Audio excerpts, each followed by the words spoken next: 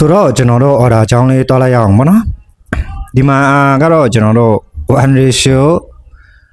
4.9 ခုပေါ့နော်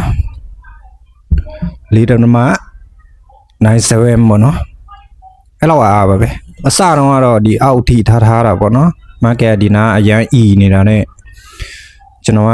ဒီ CX နဲ့ပဲလိုက်တယ်ပေါ့နော် CX နေရာ CX ဖြစ်မဲ့နေရာမှာကျွန်တော်က B ထားလိုက်တယ်ပေါ့နော် market က M15 OB နောက်ရောက်လာပြီးတော့မှပြန်ကန်သွားတယ်ပေါ့နော်ဒါကနေထိုးတက်မှာဆိုလို့ကျွန်တော်က break even ထားပြီးတော့မှ potential ခွဲယူလိုက်တဲ့သဘောပေါ့နော် TP ကကတ်တီးလေးကိုမထိတော့ဘူးပေါ့နော်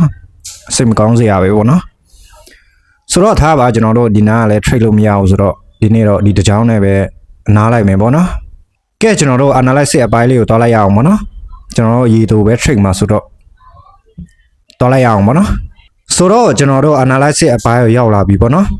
ဒီမှာရေတူ trade ဖို့ဆိုတော့ကျွန်တော်တို့ခုလောလောဆယ် 84 OB ကိုဆွဲထုတ်ထားတယ်ပေါ့နော်84 81တွေထပ်ပို့ပြီးတော့မှ stone လို့ပေါ့နော်လောလောဆယ်ကျွန်တော်တို့ trade တွားတဲ့ဆုံကဒီဆုံပေါ့နော်ရေတူလေး short ကြည့်တာပေါ့နော်ဆဲတွေကတိတ်ပြီးတော့မှမ trade ဘူးပေါ့နော်ဒီဆုံတွေရှိမယ်ပေါ့နော်ဒီနားမှာ M1CX ပေးပြီးတော့မှဆင်းသွားတာပေါ့နော် analysis အပိုင်းကတော့တော်တော်လေးကိုရိုးရှင်းပါတယ်ပေါ့နော်ဟို view လာတဲ့ M1CX ဆင်းနေကျွန်တော်တို့ order တင်နေပေါ့နော်ဆိုတော့ကျွန်တော်တို့ entry အပိုင်းလေးကိုတွားလိုက်ရအောင်ပေါ့နော်ဒီမှာ entry အပိုင်းကနည်းနည်းလေးတော့ကြည့်ရတာရှုပ်နေမယ်ပေါ့နော်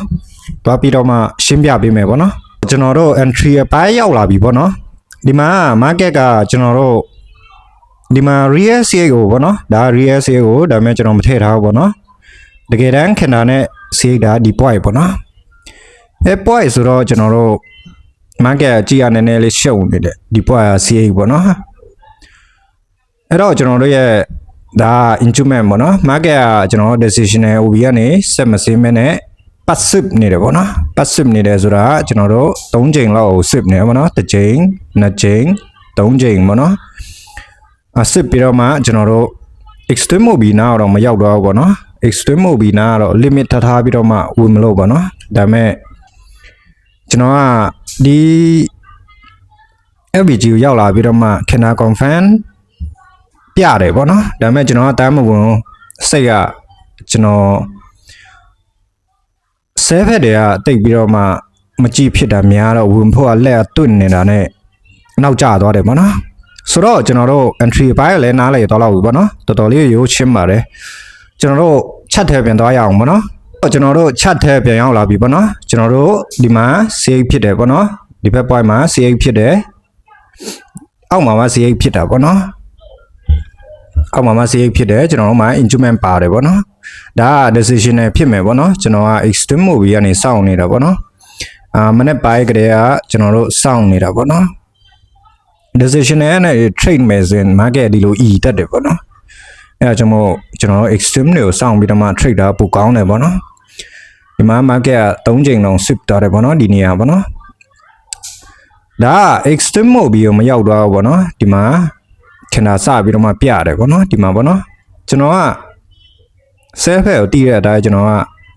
10ချိန်မှတစ်ချိန်လောက်ပဲဝင်ဖြစ်တော့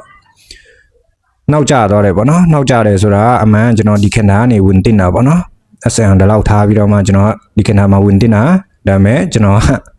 စောင့်နေရင်းနဲ့နောက်ကျသွားတာပေါ့နော်ဒီမှာလာဝင်လိုက်တော့ပေါ့နော် position လာထည့်တာတော့နောက်ကျတယ်ပေါ့နော်ဒီမှာလည်း limit ထားတယ်ပေါ့နော် TP ဘိုင်းကတော့ကျွန်တော် OB ကိုရွေးထားပြီမဲ့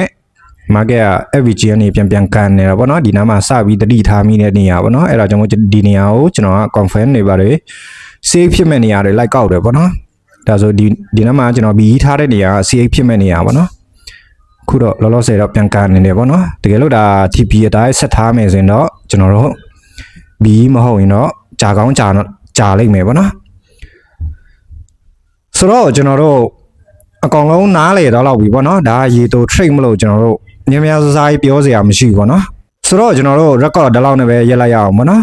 အားလုံးပဲကျေးဇူးပါဗျ